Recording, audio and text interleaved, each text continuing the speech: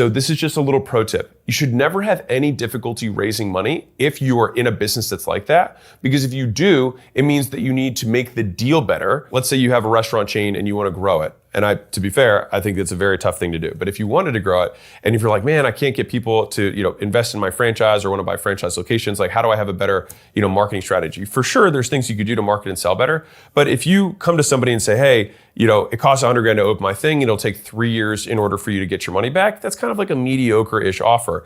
If you say it's going to cost $100,000 to do my thing, and then you're going to make $300,000 back on average in the first year, that's going to be a significantly more enticing offer. And so for most people who want to use outside capital in order to scale, the reason they can't raise it is not because they don't lack some big skill, it's because the core economics of the thing they're trying to scale just aren't that good. And so the fifth and final is unique.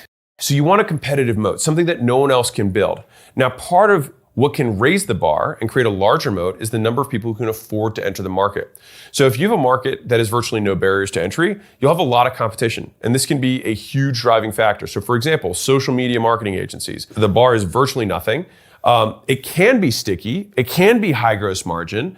It is kind of an expanding thing. People always want more customers. It can be air from a CapEx perspective, but from an operational drag perspective, it's not as good. Now with AI, it can actually become really interesting. But the main issue is so many people can do it.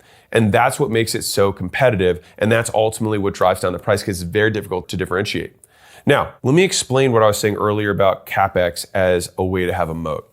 So if you are competing against every human being who has hands to dig holes, if you buy a shovel, you'll be significantly better than people who don't have a shovel. And that'll cost you a little bit of money. That'll make you more efficient. And so in a way, you can actually use capital that you do to invest upfront into building things that make it less competitive for you and more competitive for other people to try and enter your marketplace. This is why building a power plant is probably very profitable.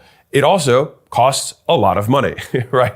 And so these are things that you can do to any business. If you find a way you can have return on invested capital for things like technology, for things like equipment, those become moats that make it more difficult for other people to enter, which means that you'll have more pricing power. And so once you start to see some success, I like getting into businesses that cost some capital to expand because it just means that I have fewer people that I have to compete with. Now, up to this point, I've only talked about capital as a kind of moat. Now, to be clear, it's not indefensible, but it's better than nothing. But the best kind of moats are the things that you know how to do, but no one else can do. So for example, NVIDIA chips. This is something that costs a ton of money and has incredibly specialized skills. So as a result, they're one of the 7 most valuable companies in the world, right? Pretty wild.